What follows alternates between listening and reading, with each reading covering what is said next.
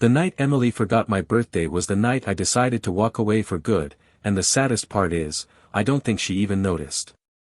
I remember sitting alone at our dining table, candles burned low, the cake I bought myself starting to melt into a mess of forgotten sweetness, with one stupid candle still flickering out of pity. The phone stayed silent, not a single text, not even one of those fake, sorry, working late, messages.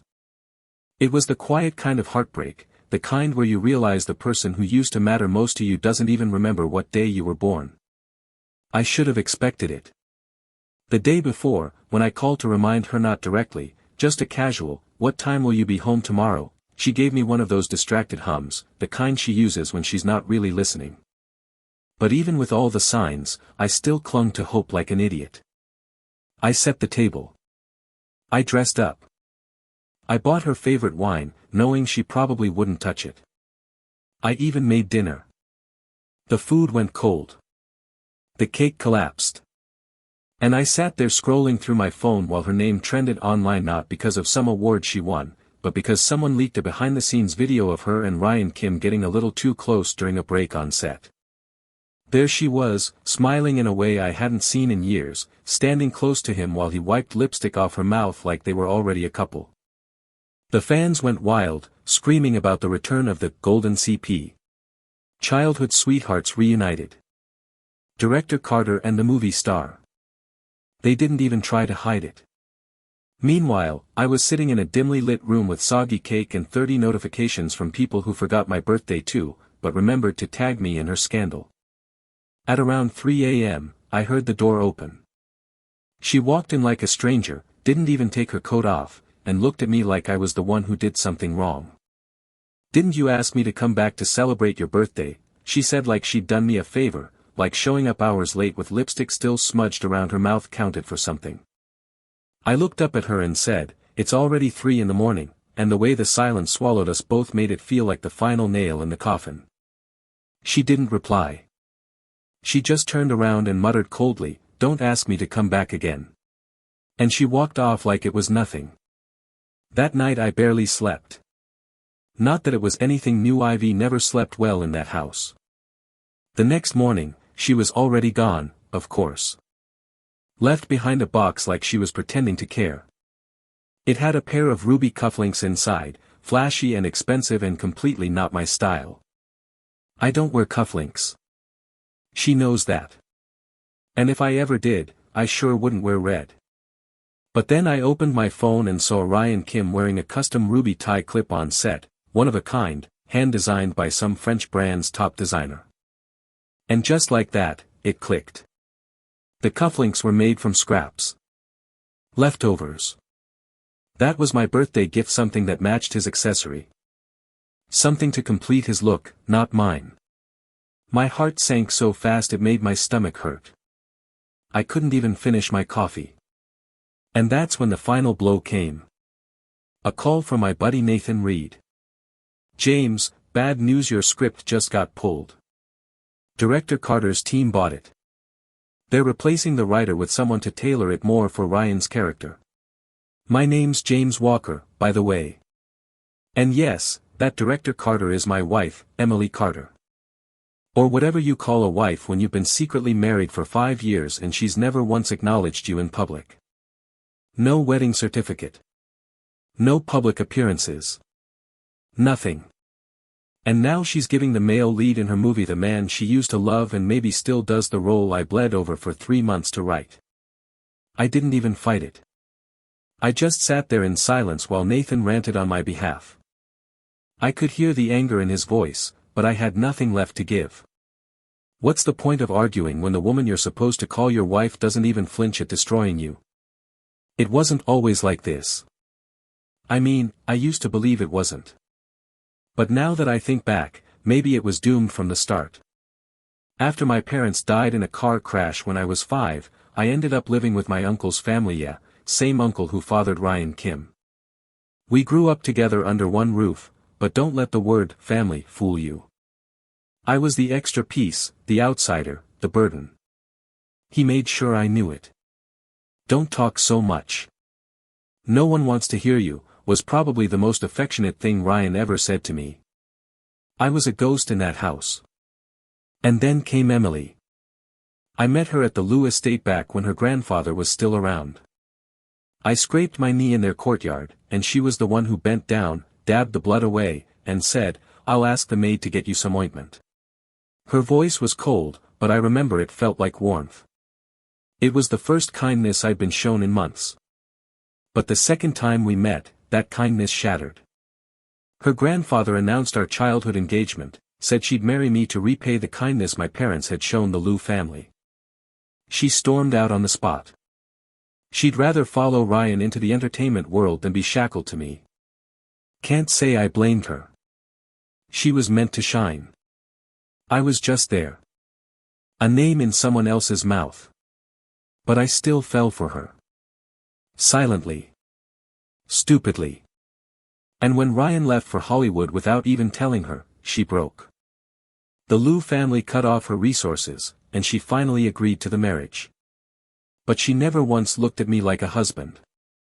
And I never stopped waiting for her to. Which brings me to now. The last time I tried calling her to ask about the script, Ryan picked up the phone on her end.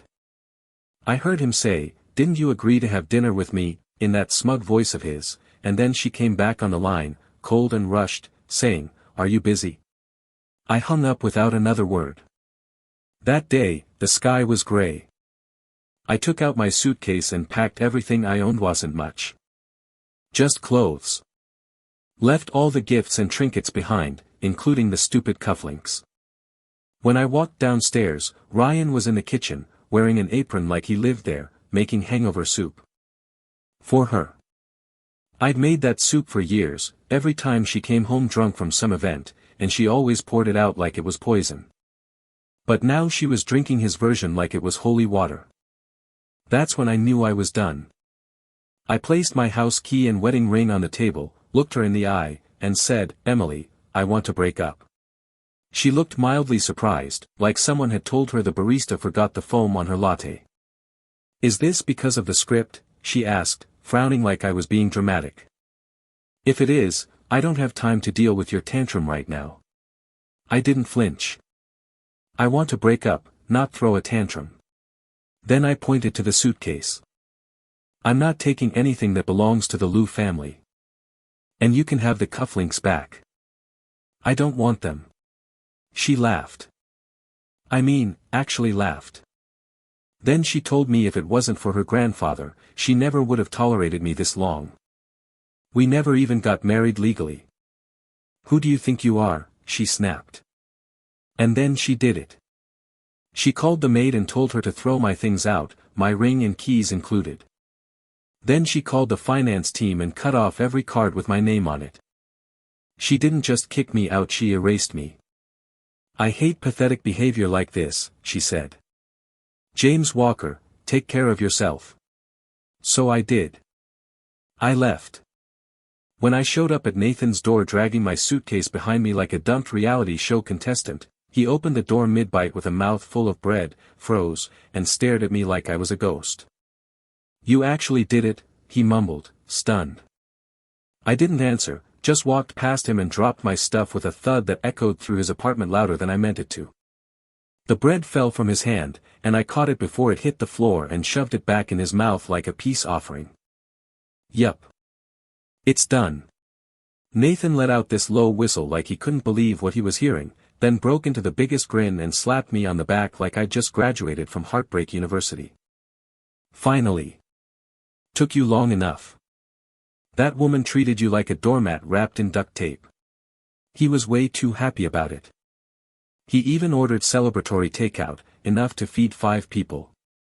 As he popped open a beer and raised a toast to my so-called freedom, he asked me softly, almost like he was afraid of the answer, "James, are you really okay?" I didn't say anything right away. I pulled out a notebook from my suitcase, the one where I scribbled all my scripts, all my late-night ideas, my rewrites, my heartbreaks disguised as dialogue. I traced my fingers over the creases on the cover, and for a second, I felt the weight of everything I'd bottled up for years just sitting in my chest. "No," I said, finally. "But I will be." That notebook, she never read it. Not once. I used to think she didn't have time. Now I know she just didn't care. All those stories I poured my soul into, all the lines of dialogue inspired by our moments together, even the ones where she held me during my nightmares or whispered comforting words when I was too scared to sleep, she forgot it all. Forgot the warmth. Forgot that I gave her my parents' only keepsake, a locket they left behind before they died in that accident. I found it last week while packing, tossed in the back of a dusty cabinet like a random trinket. That's when I realized she'd never treasured anything about me, not even the things that meant everything. You see, after my parents died, I got tossed around like a hot potato until my uncle reluctantly took me in, and from there, it was clear I was a placeholder. Not a son, not even a guest, just someone they had to deal with. Ryan, their golden boy, made sure I knew I didn't belong. Every time I scored higher than him in school, something mysteriously ended up broken, or I was, accidentally, locked outside for hours. When I moved to the Liu household, I thought things would change. That Emily would be different. That she'd see me. And for a moment, I thought she did. But then she said, "There are plenty of talented screenwriters in this world, James. What makes you think you're special? You just need to stay here and play the part of a husband when Grandpa asks. I don't want to see you on set." That one sentence built the cage I lived in for years. But now, I was free. Kind of. Nathan told me about a new project, something gritty, original, not the usual big studio fluff. A young director named Eric Dawson was casting for a rural coming-of-age film, and they needed a screenwriter to flesh out the story. It wasn't glamorous, it wasn't high budget, and it required relocating to a mountain town for months. But it was real. It was raw. And it was mine if I wanted it. I didn't even hesitate. I pulled 3 sleepless nights writing a sample and sent it over with zero expectations. That same day, just as I was refreshing my inbox for the 100th time, my phone lit up with a call. I answered so fast I didn't even check the ID. "Boda," said the voice on the other end, using my nickname. My stomach dropped. It was Ryan Kim. His tone was casual, smug, like he hadn't been the third wheel in my train wreck of a marriage. "Ryan says you're just acting out for attention. You'll come back soon, she's sure. But you know, she won't forgive you that easily. You're not me." I clenched my jaw and forced myself to breathe. "What do you want, Ryan?" He laughed like we were catching up over coffee. "You still have those ruby cufflinks? They matched the tie clip I gave her. It's for a family dinner. Just bring them back, okay? Grandpa Lou misses you." That last line dripped with faux concern. He didn't care about Grandpa. He just wanted to make sure I knew I was still the outsider. I let him finish his little speech, then replied calmly, "The cufflinks are with the butler. I won't be at that dinner. And you don't have to call again. If you want to rekindle things with Emily, go ahead. I'm out of your way." I hung up and blocked his number. Moments later, my phone pinged Aga and it was Director Dawson. My sample script had been approved. Just like that, something shifted. I could feel the stone in my chest start to crumble. I was in. The crew was heading into the mountains for the shoot, and I was officially their writer. The next few weeks passed in a blur. No more maids, no more luxury apartments, no more pretending to be someone's secret husband. Just me, a bunch of creatives, and the mountain air. It was grueling: mosquitoes, humidity, no Wi-Fi unless you hiked for a signal, but it was honest. At night, I collapsed onto a basic mattress with sore arms and sunburnt skin, but I slept better than I ever had in that cold mansion. I even got complimented for the first time in forever. "Xiao Ji, your writing's amazing," one of the crew members said. I almost choked on my instant noodles. Compliments are rare currency for someone like me. When I was at the Kim house, praise meant punishment. When I got something right, Ryan made sure I paid for it. And when I moved in with Emily, it was the same silent judgment. No matter how good I was, it was never enough. But here, people called me talented. They asked for my ideas. They listened. And slowly, the voice in my head that always said, "You're not enough," started to fade. We worked hard, aiming for film festivals, maybe even an award nomination if we were lucky. And then, out of nowhere, I saw her name pop up again. Not just a text, but dozens of them all from an unknown number I knew too well. Emily. Apparently, she'd realized I'd blocked her. James. Where are you? Don't ignore me. Why did you join Nathan's crew? Is this to punish me? It was like she was spinning, trying to make sense of a version of me she couldn't control. Reporters were buzzing too, asking if she and Ryan were back together now that we were estranged. Someone asked her on camera if she was getting a divorce. She shoved the mic away and snapped, "No comment. Watch your mouth."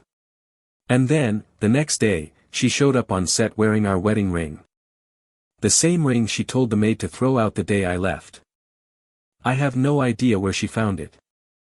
Maybe she dug it out of the trash. Or maybe it never left the house at all. Either way, it didn't matter. The ring didn't mean anything anymore. I stopped wearing mine years ago when I realized it was the only sign of our marriage I ever had. I should have taken it off sooner. That day, a huge transfer hit my bank account, 200 million yuan, out of nowhere. I knew instantly who it was from. Then came the call. I ignored it. She called again. This time, I answered. "What do you want, Emily?" I said, already bracing for the gaslighting. But her voice wasn't sharp. It was soft. Unsteady. "James, where are you? Grandpa's worried. Come home with me. Let's talk. I won't hold it against you. Just take the money. You don't have to live like this." I closed my eyes and let the silence stretch before replying. "In what capacity are you calling me right now? Wife? Ex? Director Carter, just admit you don't like not being in control." That lit a fuse. I heard the flick of a lighter on the other end, the sound she makes when she's stressed, back when it used to be about Ryan. I knew that sound too well. "You want to write? I can give you better resources than anything Nathan can offer.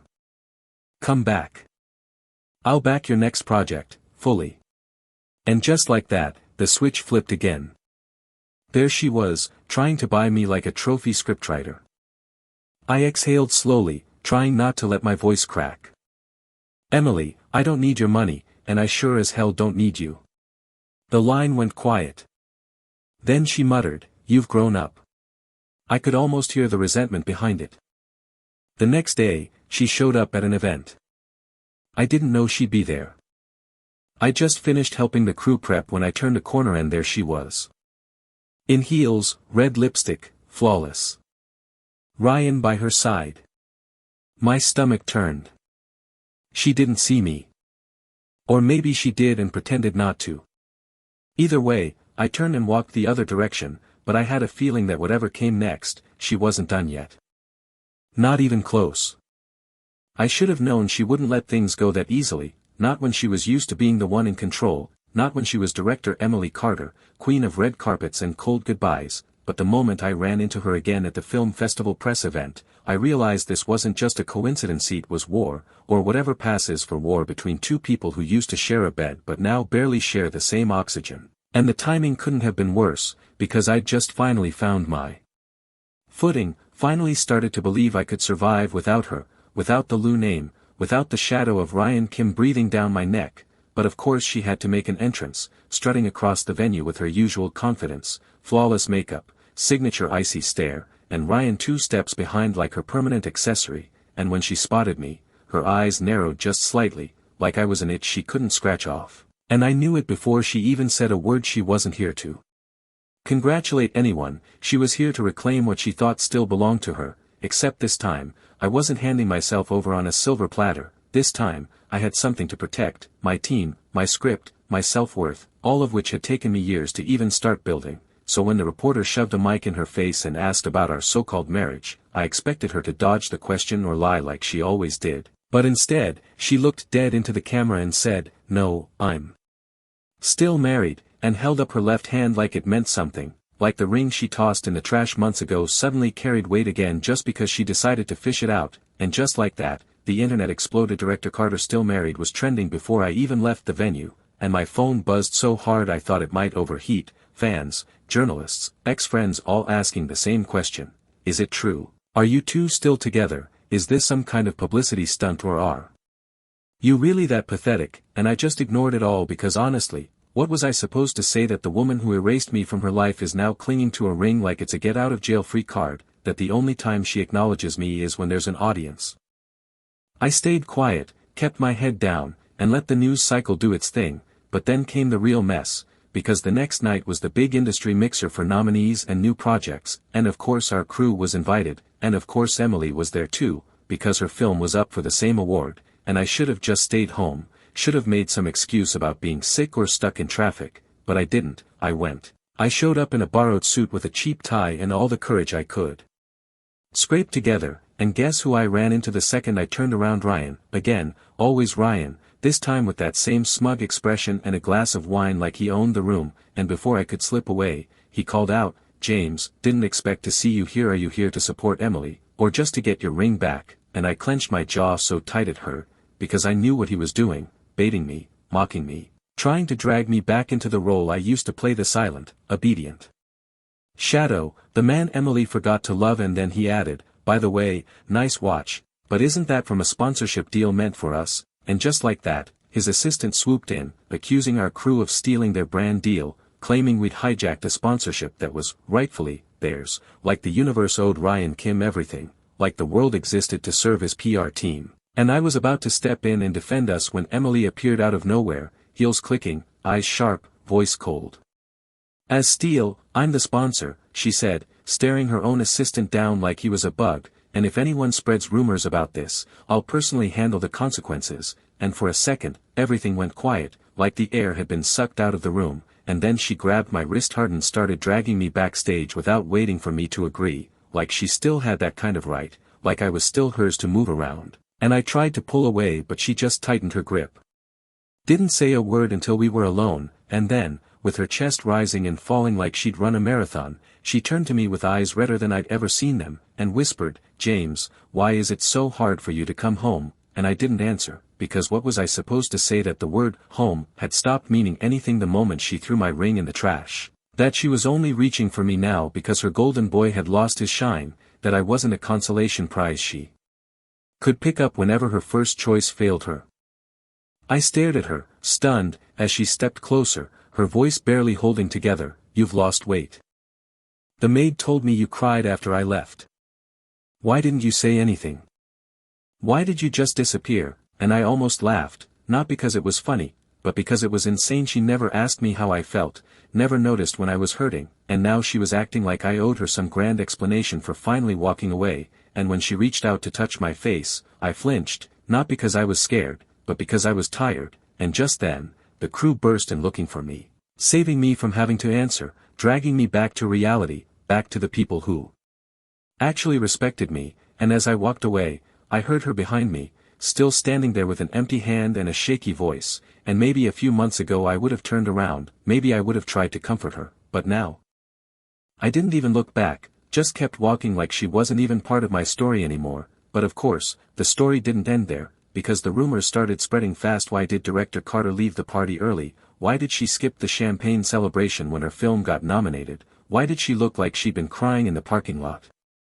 And meanwhile, our film, the one she said would never make it, one she tried to bury, it got nominated too, and the buzz around it was only getting louder, and our crew was finally starting to believe we had a shot, a real one, not just an indie nod but a full-blown chance at the award. And that scared her, I could tell, because the next week she released her film early, slamming it into the same window as ours like it was a contest, like she needed to crush me before I could rise. But the thing is, people started talking not just about her work, but about the sudden shift in tone, the desperation, and for the first time, I realized something: she wasn't untouchable anymore, not to the critics, not to the industry, and definitely not to me. And then the day of the award ceremony finally came, bright lights, red carpets, endless nerves, and just before they called the category, she cornered me again, leaned in close enough for only me to hear and said, "Let's make a deal. If you win, I'll let you go. But if you lose, you come home with me, no more running," and she even smiled like it was a joke, like it wasn't the most twisted ultimatum I'd ever heard, but I just nodded, because I wasn't going to lose, not this time, not to her, not to Ryan, not to anyone who ever treated me like I was second best, and when they opened that envelope and said my name, when I walked up to that stage and held that trophy, I didn't think about the pain or the years or even the bet. I just thought, finally, I get to choose my future, and she's not in it. I didn't look for her after the award ceremony, didn't scan the crowd for that familiar flash of red lipstick or the icy glare she wore like armor. I was too caught up in the chaos of congratulations, too busy shaking hands and trying not to drop the trophy while everyone patted me on the back like I just won a war, and maybe I had. Maybe winning that award wasn't just a professional milestone but a declaration I survived her. I survived all of it, the silence, the gaslighting, the years of being invisible in my own marriage, and now the world finally saw me, finally said my name out loud with respect, not as Emily Carter's hidden husband or Ryan Kim's backup cousin, but as James Walker, screenwriter, winner, somebody. But of course the moment couldn't last, not with her still lurking at the edges of my life, and I should have known better than to think she'd disappear that quietly, because when I got to the underground parking garage, still running on adrenaline and disbelief, she was already there, leaning against the concrete pillar next to my car like a ghost I hadn't finished burying, cigarette between her fingers, smoke curling around her face, eyes sunken but sharp, and when she saw me, she didn't move, didn't speak for a long moment, just looked at me like she was trying to memorize me, or maybe like she was preparing to say goodbye, and then finally, with a voice hoarse like she hadn't slept in days, she said, "James," and I stopped walking, didn't say a word. Just stared back because I had no idea what she was about to do, and then she smiled, barely, like it hurt her face to do it, and said, "Congratulations, you're really good now," and I didn't respond, just watched as she took a deep breath, stubbed out the cigarette on her own palm like she didn't even feel pain, and added, "I'll read your script when I get home," and I nearly laughed at how absurd that sounded, because after everything, after all the years I spent begging her to read just one page, now she decided to care, now she decided to treat me like an artist instead of a placeholder, but I didn't say any of that, just shrugged and replied, "Up to you," and started unlocking my car, but before I could get in, she stepped forward and said something that made my skin crawl, "I take back the bet," and that's when I knew she was unraveling, because Emily Carter doesn't take back anything, not deals, not insults, not even affection, and yet here she was, standing in the dim yellow light of the garage, begging without using the word, voice trembling as she said, "You don't have to come home if you don't want to. I'll come see you instead. I can fund your next project, give you full creative control, whatever you want," and with every word she said, it sounded less like an offer and more like a confession, and she kept stepping closer like she thought distance was the problem, like maybe if she just stood near me long enough, I'd remember how to forgive her, but I didn't move, didn't flinch, just stared until she finally reached out and tried to grab my wrist the way she used to when she needed something, and I pulled back immediately, shoved her hand away like it was fire, and said, "Emily, I'm going to get better on my own, and you're not part of that," and I watched her freeze, her mouth open like she had something else to say but the words got stuck, and I turned and left her there, not dramatically, not angrily, just done, really done, and for the first time, I felt no guilt walking away from her, no invisible tether yanking at my chest, no false hope whispering that she'd change, and over the next few weeks, my life became something entirely new. Offers started coming in, meetings, calls, scripts to read, directors who knew my name, actors who wanted to work with me, but nothing compared to what came next, because one afternoon, my phone rang again, and this time it was from the Liu estate, and I knew exactly who it was before I picked up, Mr. Liu himself, the man who orchestrated my silent marriage, who saw me as a strategic move instead of a person, and for some reason, I answered, maybe out of curiosity, maybe out of respect, and he said, "James, come home," and for a second I almost laughed again, but he added, "Not for her, for me," and something in his voice made me pause, so I went, not because I owed anyone anything, but because closure sometimes looks like walking into the same house that once made you feel like nothing and realizing you're not scared anymore. And when I walked into that living room with its expensive furniture and familiar cold air, he was already seated like a king on his throne, expression unreadable, and he didn't waste time with small talk, just looked at me and said, "James, I made a mistake," and I raised an eyebrow because I never thought I'd hear that from him, but he continued, "I thought I was honoring your parents, thought I was giving you a future by tying you to this family, to her." But I see now I was just forcing two broken things together and hoping they'd fix each other, and then he motioned for his butler to bring out a folder stock certificates, company shares, money with my name already on it, and he said, "This is from Emily compensation, or maybe apology," and I stared at the documents without touching them, heart numb, because money can't patch holes that deep, but I nodded anyway, said thank you politely, and turned to leave, but of course, he wasn't done. He said, "James, for the sake of an old man, can you just talk to her one last time?" And I opened my mouth to say no, already halfway through the motion when I heard the crash, the sound of something shattering at the door, and there she was again, hair a mess, face pale, eyes bloodshot, stepping over broken porcelain like she didn't care, and she looked at me like she hadn't seen sunlight in months, like I was the only thing keeping her upright. And she said, "James, the first read your notebook," and just like that, my heart clenched, because that notebook was everything, the one I kept hidden for years, the one filled with all the scenes I wrote based on the life I wanted with her,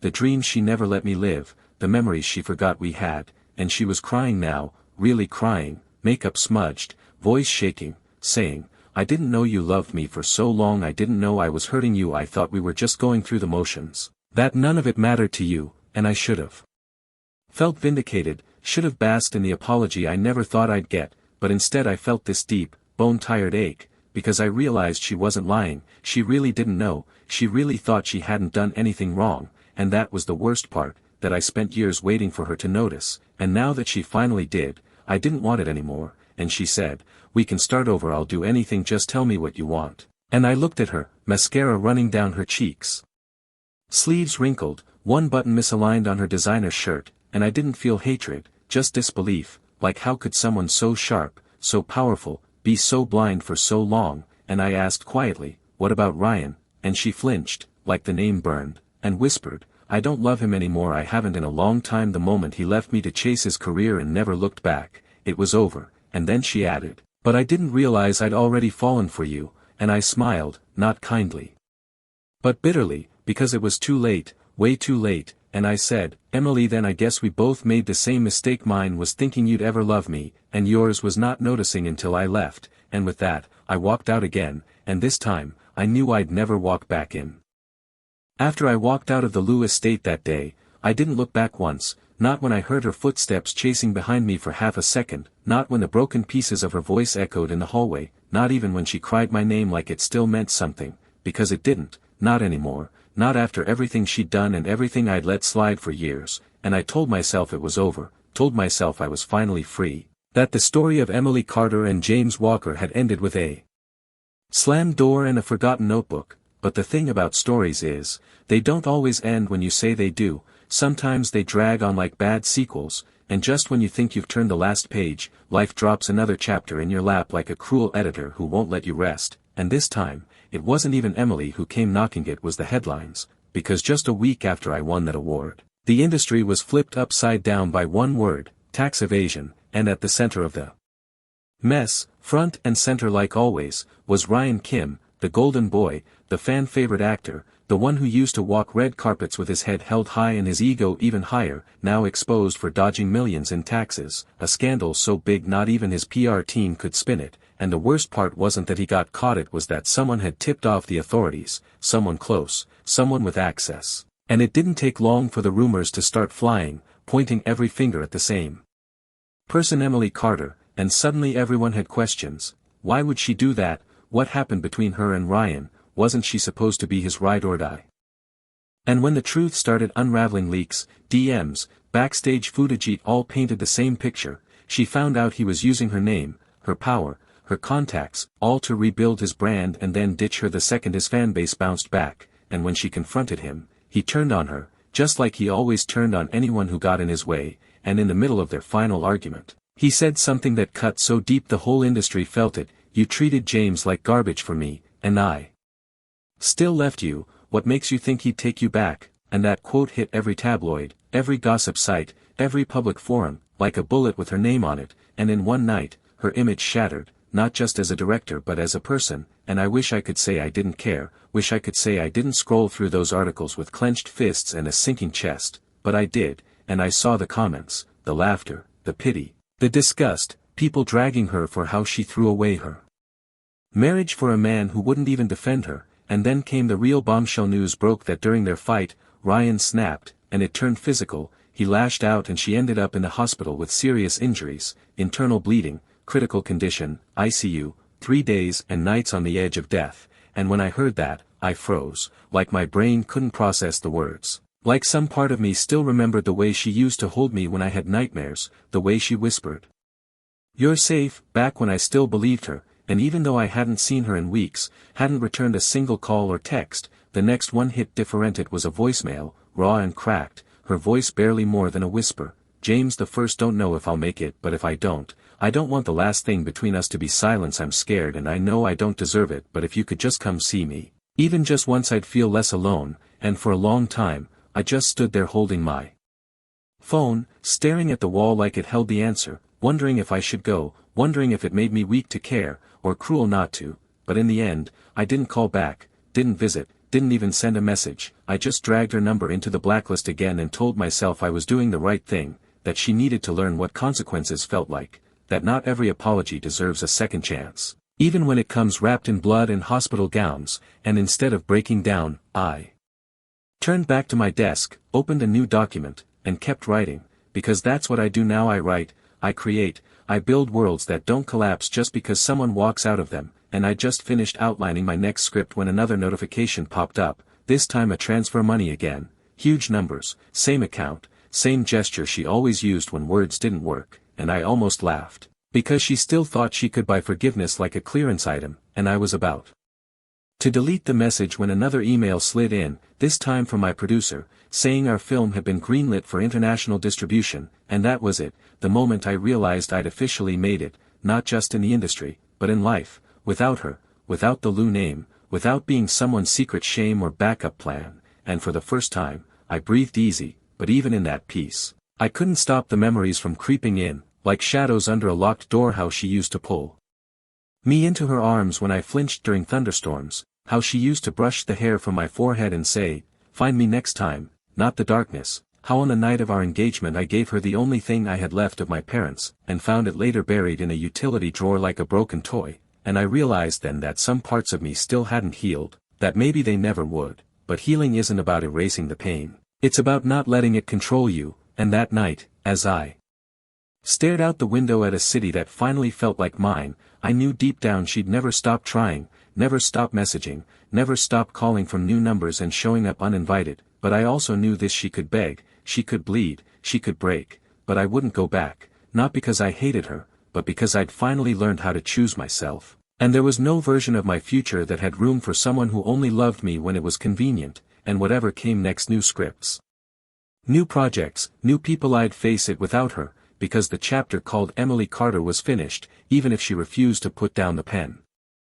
After everything that happened, I thought I'd finally find peace, that once the headlines moved on, once Emily faded from the spotlight and Ryan Kim was officially blacklisted from the industry, the noise would stop and I could live a life that didn't have to constantly explain itself. But peace is tricky when your past keeps knocking, and even though I blocked her number, changed my email, moved apartments, and swore to myself that she'd never get under my skin again, there she was, always there, like some invisible static clinging to the edges of my life, sending messages from unknown numbers, sending gifts I never opened, wiring money I returned without reading the notes, and every few weeks there'd be a whisper from someone in the industry, a quiet heads up that she mentioned me in passing, told some investor she was proud of me, or told a reporter she'd always support her husband, as if she still had the right to use that word like it meant anything, and I didn't react.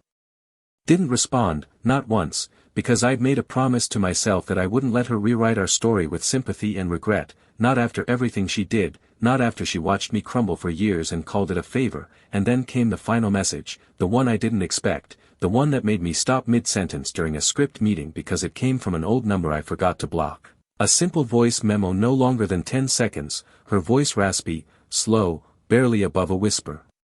"James the First, know you won't forgive me, but I want you to know I finally let go of the company, the stage, everything. I'm done." And that was it. No tears, no begging, no money attached, just a quiet goodbye from a woman who finally realized the thing she thought she could always control had slipped through her fingers for good. And when I sat there holding my phone, staring at the gray waveform, I didn't feel rage, or grief, or even satisfaction, I just felt still, Like I'd reached the end of a very long, very exhausting book, and I was finally ready to put it back on the shelf and stop rereading the same painful chapter, and I heard later from someone on the crew that she'd retired from public life completely, shut down her studio, signed over most of her assets to charities, and hadn't been seen on a set since, and maybe that was her way of coping, of closing the door she once slammed in my face, but none of it changed the truth that our story had always been a slow collapse disguised as loyalty, and I wasn't going to pretend it was anything more than that, not anymore, and yet, sometimes, when I'm up late editing a scene or writing a monologue that cuts a little too close to the bone, I still catch glimpses of her in the margins, in the way a character looks away mid-sentence, or the way someone says, "I'm fine," with a forced smile, and I know I'll probably never erase her completely, but I also know now that I don't have to, because she's just a piece of the story, not the whole thing, not the headline, just one thread in the tangled mess that made me who I am, and who I am now is someone unrecognizable from the boy who used to wait for her at home with cold dinner and bruised hope, someone who doesn't need her name to validate his work, someone who found success not because she left, but because I chose to stay gone. And I remember the last time I heard someone talk about her at a film party, some new kid in the industry, whispering about how Director Carter used to be the best, and I didn't say anything, didn't defend her or drag her, just sipped my drink and moved on to the next conversation, because that's all she is to me now, a name people used to know, a story I used to be in, but not anymore, and as I sit here finalizing the script for my next project, one that has nothing to do with heartbreak or revenge or the ghosts of people who didn't know how to love me, I feel something I haven't felt in years. Freedom, real freedom, the kind that doesn't come with strings or flashbacks or second-guessing every decision, and when the producers ask who I want directing the film, I smile and say, someone new, because I've learned that sometimes the best endings aren't about getting even or getting closure, they're about getting distance, and keeping it, and even though I know she probably still thinks about me, probably still reads every review I get or watches my interviews late at night when no one's around, it doesn't matter, because the version of me she knew is long gone, and the version of her I love never existed, and if you asked me now whether I regretted any of it, giving her my heart, losing years of my life to a woman who saw me as a placeholder, I'd say no, because I turned that pain into something powerful, something mine, and in a way, that's the real revenge, not success, not applause, but becoming a person who no longer needs the apology that never came, a person who can write a story that ends without bitterness, without begging, without her.